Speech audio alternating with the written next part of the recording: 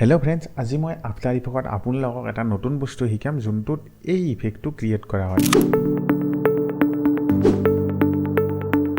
এইটো আচলতে নাম্বাৰ এটা এনিমেশ্যন কৰাৰ লগতে যেতিয়া আমি পাৰ্চেণ্টেজটো দেখাব বিচাৰোঁ তেতিয়া এই ইফেক্টটো আমাৰ প্ৰয়োজন হয় আৰু এই ইফেক্টটো কেনেকৈ ক্ৰিয়েট কৰে তাকে আজি আমি চাওঁ আহকচোন। এতিয়া কি কৰিব, আপোনালোকক এটা কম্পজিশ্যনৰ প্ৰয়োজন হ'ব। ইয়াতে নিউ কম্পজিশ্যন লিখিব। আপোনালোকক যিমানখিনি ৰেচিঅ' লাগে আচলতে সেইখিনি কৰি ইয়াতে 19201080 FPS 30 ৰাখিব। মই ইয়াতে ছেকেণ্ডটো 0.05 ছেকেণ্ড মানে 5 ছেকেণ্ড ৰাখি দিছোঁ আৰু ইয়াতে ক্লিক কৰি ফিট কৰি দিছোঁ। এতিয়া আমাক প্ৰথম প্ৰয়োজন হ'ব চাৰ্কেল টুল। ইয়াতে আপোনালোকে চাব পাৰে এলিপ্স টুল এটা আছে। যদি এলিপ্স টুল হোৱা নাই ইয়াতে আপোনালোকে ক্লিক কৰি প্ৰেছ কৰি ধৰিব যোনটো লেফ্ট সুইচ আছে মাউচৰ। তাৰপিছত এলিপ্স টুল আহিব, এইটোত আপোনালোকে ড্ৰেগ কৰিব। কৰাৰ পিছত এলিপ্স টুলটো আহিব।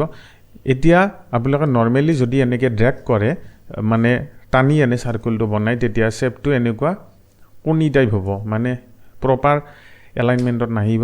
কণ্ট্ৰল জে কৰি আউণ্ডো কৰিম আৰু কি কৰিম, কীবৰ্ডত চিফ্ট প্ৰেছ কৰিম আৰু এনেকৈ আমি এটা চাৰ্কুল এটা বনাই ল'ম। তাৰপিছত এতিয়া আপোনালোকে চাব পাৰে ইয়াতে যদি এনেকুৱাকৈ অহা নাই আপোনালোকে ইয়াতে ফিল যে ৱৰ্ডটো আছে ফিলত গৈ আপোনালোকে এই ফিলৰ অবজেক্টটোত নান কৰি অ'কে কৰিব আৰু ষ্ট্ৰকত গৈ আপোনালোকে ফাৰ্ষ্ট এইটো ছলিড কালাৰ যে আছে এইটো কৰি ল'ব আৰু ইয়াতে আমি চাইজ কৰি দিছোঁ 75 কৰি বাহিৰত এবাৰ ক্লিক কৰি দিছোঁ। তাৰপিছত আপোনালোকে কি কৰিব, এই শ্বেপ লেয়াৰটো চিলেক্ট কৰিব, কীবৰ্ডত কণ্ট্ৰল প্ৰেছ কৰি ইয়াতে যে পেন বিহাইণ্ড এংকাৰ পইণ্ট টুল আছে ইয়াত ডাবল ক্লিক কৰিব। আপোনালোকৰ যোনটো এংকাৰ আছে সেইটো মাজত গুচি যাব। তাৰপিছত কি কৰিব, এই লেয়াৰটো চিলেক্ট কৰিব, ইয়াতে এলাইনত যাব। যদি আপোনালোকৰ এলাইনটো অহা নাই উইণ্ড'জত গৈ ইয়াতে আপোনালোকে চাব পাৰে এলাইন বুলি আছে, ইয়াতে টিক কৰি দিব। তাৰপিছত আহিব, তাৰপিছত ইয়াতে আপোনালোকে এলাইন মিডিলত কৰি ল'ব। তাৰপিছত আমি এতিয়া কি কৰিম, ইয়াক কণ্ট্ৰল ডি প্ৰেছ কৰি দুটা কৰি ল'ম, মানে ওপৰৰ লেয়াৰটোত আমি এনিমেশ্যনটো কৰিম, তলৰটোত প্ৰয়োজন নাই। এতিয়া আমি কি কৰিম, এই যোনটো লেয়াৰ আছে তলৰ এইটো চিলেক্ট কৰি কীবৰ্ডত টি প্ৰেছ কৰিম, কৰি আমি ইয়াৰ ভেলুটো 12 কৰিম। চাব পাৰে ওপৰৰ লেয়াৰটো মই অফ কৰি দেখাই দিছোঁ, এইটোৰ এইখিনি ভিজিবল হৈ থাকিব। তাৰপিছত এতিয়া কি কৰিম, মই এই যোনটো লেয়াৰ আছে লেয়াৰটোত আমি ইয়াতে এই যে এৰোডাল আছে ইয়াতে এবাৰ ক্লিক কৰিম, ইয়াতে এডত যাম, যাই পিনে ইয়াতে দেখিব ট্ৰিম পাথ, ইয়াতে আমি ক্লিক কৰি দিম। কৰাৰ পিছত এতিয়া এনেকৈ আহিছে। এই ট্ৰিম পাথৰ কাৰ্চিনডাল 13 যে আছে ইয়াতে আমি প্ৰেছ কৰিম। কৰাৰ পিছত আপোনালোকে যোনটো ইণ্ড আছে ইণ্ডত আপোনালোকে 0 কৰিব, কৰি এটা কি ফ্ৰেম দিব আৰু 1 ছেকেণ্ডত যাব, যাই আপোনালোকে ইয়াৰ এনেকৈ এনিমেশ্যনটো কৰি দিব। বা যদি মই 90 ৰাখিব খোজোঁ ইয়াতে কি কৰিম 90 ৰাখি দিম, চাব পাৰে। তাৰপিছত এতিয়া কি হৈছে চাব, এটা এনিমেশ্যন এটা ক্ৰিয়েট হৈছে। হোৱাৰ পিছত আমাৰ কি হ'ব, এই যোনটো এনিমেশ্যন হোৱা লেয়াৰ এই লেয়াৰটোত এটা আমাৰ যোনটো এইখিনি বস্তু এইখিনি ৰাউণ্ড লাগে, আমাক চিধা চিধি নালাগে, বেয়া দেখি। গতিকে কি কৰিম, এই এলিপ্সৰ এৰোডালত ক্লিক কৰিম, ষ্ট্ৰকত যাম, যাই পিনে ইয়াতে যে আছে লাইন কেপ বাটাৰ কেপৰ জেগাত ৰাউণ্ড কেপ কৰি দিম, আপোনালোকৰ এনেকুৱা হৈ যাব। এতিয়া চাব পাৰে এনেকুৱাকৈ এনিমেশ্যন হৈ গৈছে। এতিয়া এই লেয়াৰটো আমি চিলেক্ট কৰিম, কৰি পিনে এই লেয়াৰটো চিলেক্ট কৰি আমি এই যোনটো শ্বেপ এলিপ্স টুল আছে ইয়াতে এবাৰ ক্লিক কৰিম, 75ৰ জেগাত আমি ইয়াৰ ভেলুটো 70 কৰিম। তেতিয়া আমাৰ যোনটো মানে ওপৰৰ পাৰ্চেণ্টেজ দেখুওৱা শ্বেপটো অকণমান তলৰ লেয়াৰটোতকৈ সৰু হৈ যাব, তেতিয়া অকণমান বেছি ভাল লাগিব। এতিয়া আমি কি কৰিম, এতিয়া আমাক নাম্বাৰৰ প্ৰয়োজন হ'ব। আমি কি নাম কৰিছিলোঁ এইখিনি 90, গতিকে 1ৰ পৰা 90 ধৰি লওক পাৰ্চেণ্টেজ আমি এনিমেশ্যন কৰিম। কি কৰিম, এই যোনটো টেক্সট টুল আছে এই টেক্সট টুলটো চিলেক্ট কৰিম, চিলেক্ট কৰি ইয়াতে আমি এটা ৱৰ্ড লিখিম 00, লিখি পিনে আমি ইয়াতে যোনটো টেক্সট আছে সেইটো আমি বোল্ড লৈ ল'ম।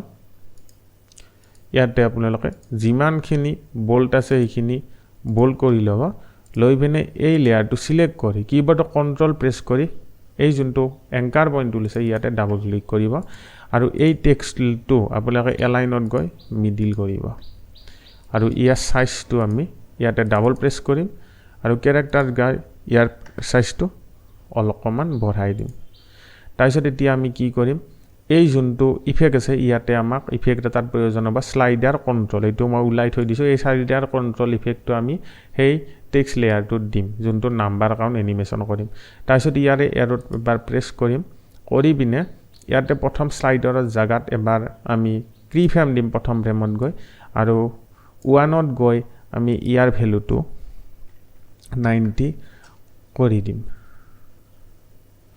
চাও পাৰা তাৰপিছত এনেকে আমাৰ এটা এনিমেশন হ'ব কিন্তু আমাৰ দেখিব পাৰে ইয়াতে কোনো ধৰণৰ এনিমেশন হোৱা নাই এতিয়া কি কৰিম আমাৰ যোনটো টেক্সট আছে ইয়াতে সোৰ্স টেক্সট ইয়াতে এডাল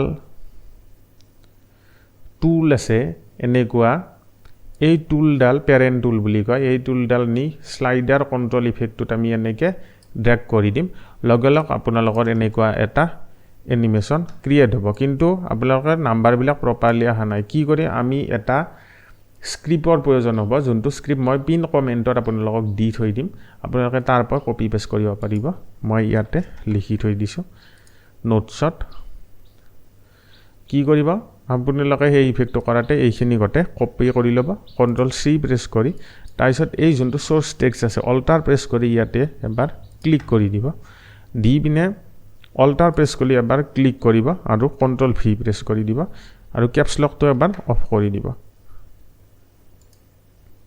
এতিয়া চাব আপোনালোকৰ এনিমেশনটো এনেকে প্ৰপাৰলি হৈ গৈছে চাব পাৰে এতিয়া যদি আপোনালোকে ভাবে যে মোক ক্যাপছ লকৰ এতিয়া যদি আপোনালোকে ভাবে মোক কালাৰ এটাৰ প্ৰয়োজন হ'ব গতিকে কি কৰিম মই এটা ইফেক্ট এটা দিম ৰ্যাম্প গ্ৰেডিয়েন্ট ৰ্যাম্প এই ইফেক্টটো আমি সেই শেপ লেয়াৰটোত আমি ড্ৰেগ কৰিম কৰাৰ পিছত